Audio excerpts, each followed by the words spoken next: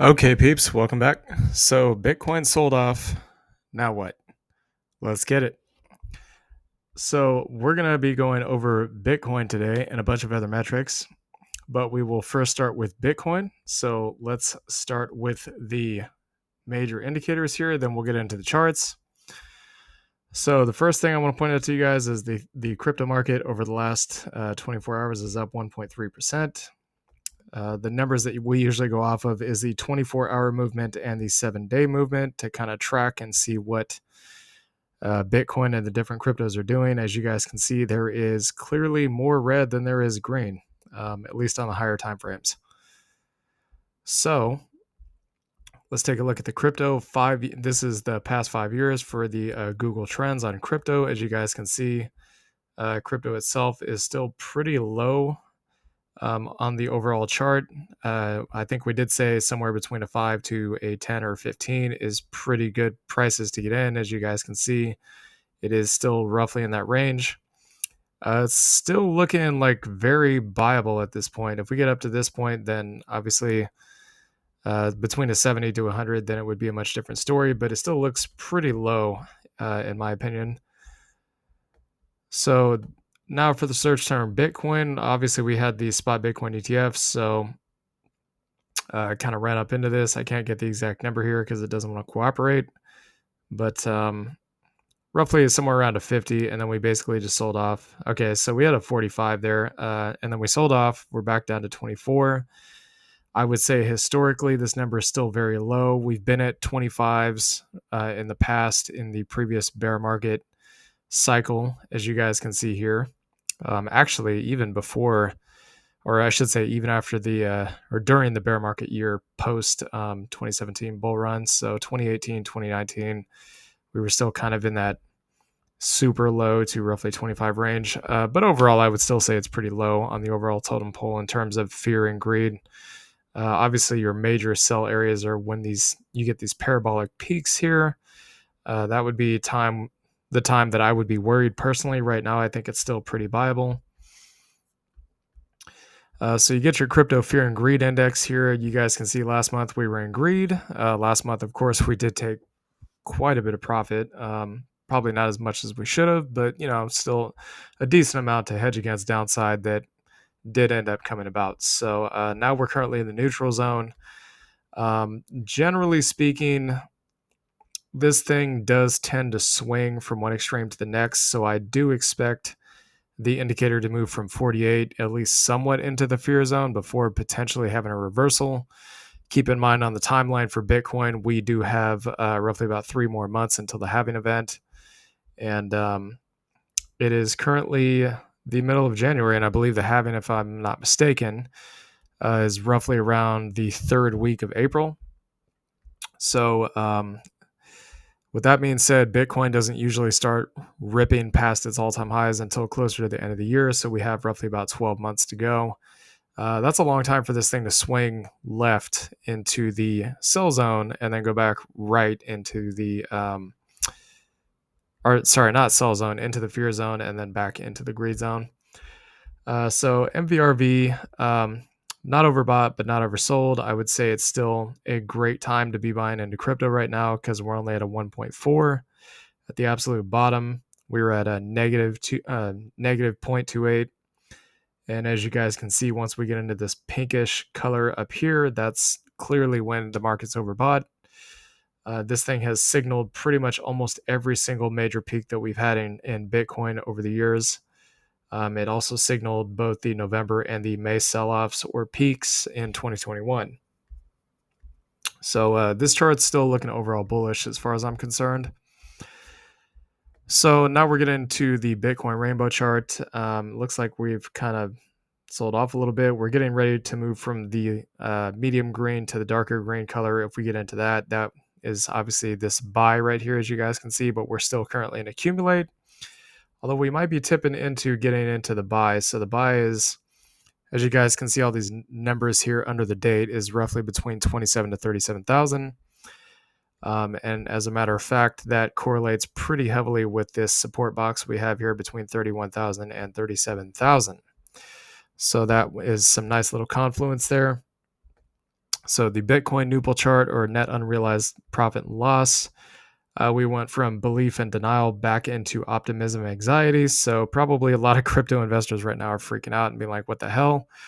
Bitcoin just sold off. The spot Bitcoin ETFs were supposed to be bullish. Apparently it was buy the rumor, sell the news. We can actually confirm that now. But in all honesty, we're not really that overbought, truthfully, in the grand scheme of things, because when we are, we're way up here in this euphoria and greed area, and we are not even close to being in that zone right now. We're actually a full, almost nearly box and a half away from it. So obviously the perfect time to buy would be down here in capitulation. This was during November of 2022, pretty close to the Bitcoin lows at roughly about 16K. But I mean, if Bitcoin runs up to between $150,000 to $200,000 per Bitcoin, and the current price is $40,000, that's still a big return. That's like a 3, 4, 5x. So there is one more indicator that we're going to take a look at here, and that is the remember what this is called, the Bitcoin Pi Cycle Top. Bitcoin Pi Cycle Top, that's it. So this is one of the other major indicators that we look at on Bitcoin. As you guys can see on the left here, it predicted the first cycle peak. Second cycle peak, we never got one, but that was kind of an anomaly. But we knew that Bitcoin was not done down here in July. We'll get into that in a minute, even though the Pi Cycle Top didn't pop up. So in my opinion, the Pi Cycle Top is good, but it's not a 100% perfect indicator. It's best used in confluence with other indicators as well. So you can see it showed the peak here in 2017. And then if we go even further back, you can see it showed also the previous market tops in 2013 and again in 2013 here on this double peak that we had in 2013. It did not show on both peaks in 2021, but that's okay, because we're going to show you why we knew that it was not the bottom for or the top, I should say, for Bitcoin.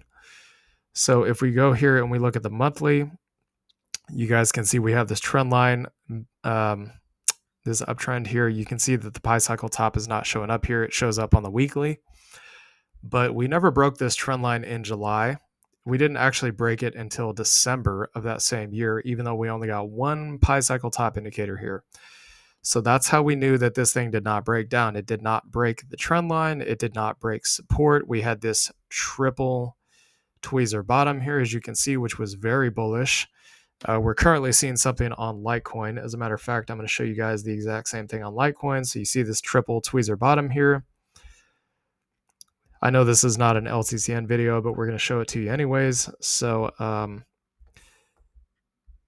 okay, so that was on the monthly. This actually shows up on the weekly. Sorry about that. But yeah, you guys can see here on the weekly also we have something very similar to what Bitcoin had on the monthly. So now going back to the chart. So as you guys can see on Bitcoin, we did break down from what looks to be like a bull flag here, or a ascending triangle, if you want to call it that. It could be either one. This was a pennant pattern. It's a little bit different, but we twice tried to break out of this. We got this tweezer top here, and then the bears were basically just like, nah, dude, not today, bro. We're just going to dump on you, and we don't care, because, yeah, screw you guys. You guys have been squeezing us the whole year, so we're going to make our money now, and that's exactly what they did. And as you guys can see, the RSI lined up pretty perfectly with that exact top there at 48,000. Another thing to keep in mind, if we draw a line straight across from the swing high of the bear market, you can see that the peak is almost exact here. It's literally almost exact. So you have 48,200 roughly here, and you have what looks like roughly about 49,000-ish roughly. So we dumped from the top here, came back down, bounced off of this previous support that we had here in July, and then we got slammed to the downside after that, and that was basically the official swing high of the bear market before we went lower. So it's not really surprising that bears stepped in here and sold the market off at that particular level. So looking at the overall indicators here, we are about to get a death cross on the MACD on the weekly. That is bearish. Chances are pretty good that the price of Bitcoin is probably going to go lower. Reason I say that is because you can see we had one back here. We'll zoom out a little bit. So we had one back here. You guys can see that we sold off pretty hard from that point. Then we had one here. We sold off pretty hard from that point.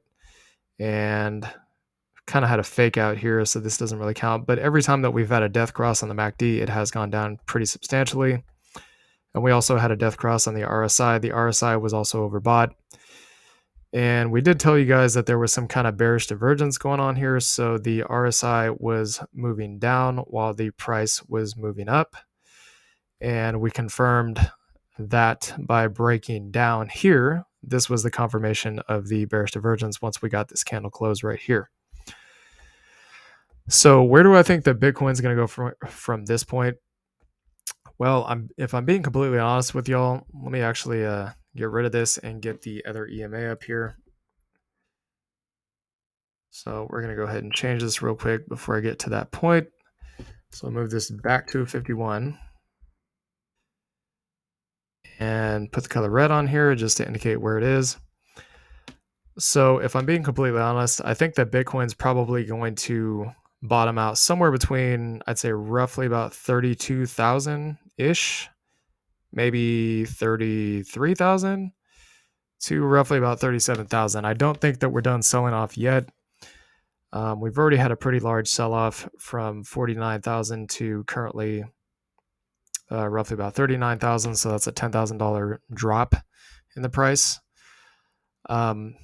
I think personally it could be anywhere between 31,000 to 37,000, but likely this trend line is going to be respected because it's a major trend line. As you guys can see, we have not dropped below this trend line pretty much at all since Bitcoin started dumping. So if we actually draw it like this would be a little bit more accurate for the weekly. It lines up perfectly between 31 to 37,000, but this is actually a monthly trend line. So we'll go back and fix that later. But actually, while we're at it, we'll show you that now. So as long as the price of Bitcoin is above this monthly trend line, then I would say that Bitcoin is still bullish, okay? This has played out pretty much every single time, every single market cycle, bull market cycle that we've ever had. As long as it's been above the trend line on the monthly time frame, it has been considered to be bullish. So 31 to 37,000, that's kind of the box that we're looking at for a major bounce area. I mean, it still looks pretty bullish. It's sitting above the EMAs and the support, and I think it's going to continue to be bullish, but it would actually be good for Bitcoin if it kind of went back into this zone before we hit the bull run. So that way we have more room to run, because if it just keeps running up into the halving and then into the crypto bull run, we could have a drop when Bitcoin's actually supposed to be going up. So I would say everything right now, as far as market cycles are concerned, is par for the course. Now, in terms of what we're buying, we're not going to buy any altcoins, native altcoins.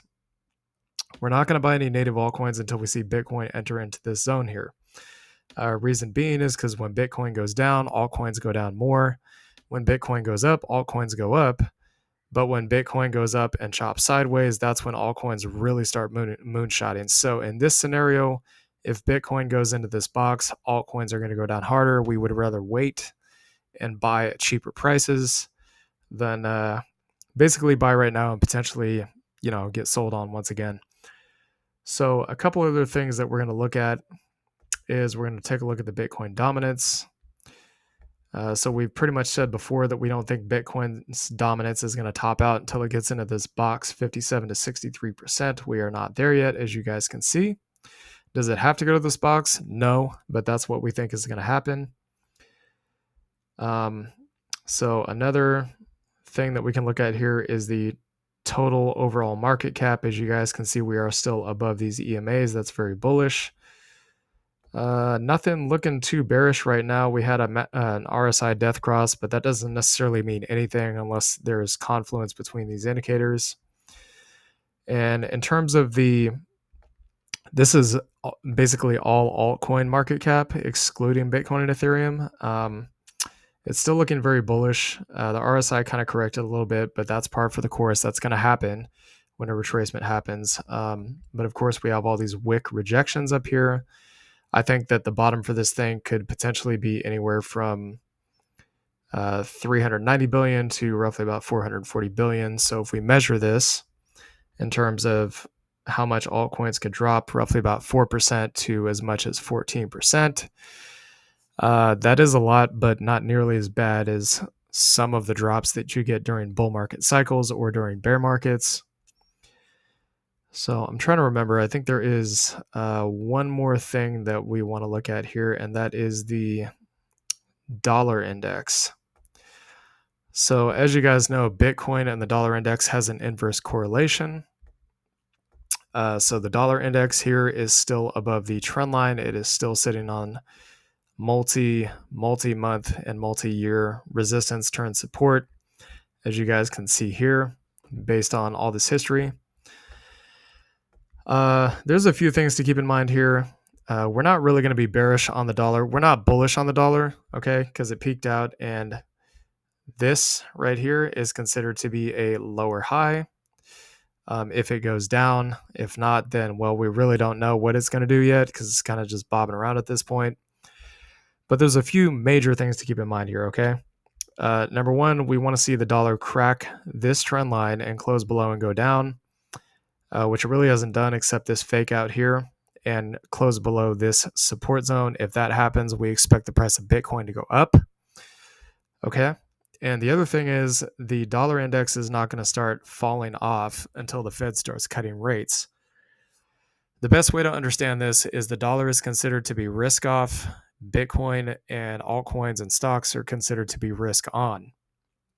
If investors think that the risk on assets are going to sell off, they're going to move their money into cash. Well, what is the US dollar? US dollar is cash, because they don't want to lose their principal, they don't want to lose their capital, okay? And they're going to sit on cash until they think that the Fed is done, and they're going to pivot and start printing money again. Now, some people will invest during this cycle, like us, we do. They also might be waiting for the uninversion of the yield curve when markets historically have dumped. When the Fed starts cutting rate, the yield curve uninverts, which, as you guys can see here, it has not done yet. But when that happens, the market historically dumps, and a lot of investors and very wealthy people might be sitting in cash waiting for that to take place so they can buy on the dip.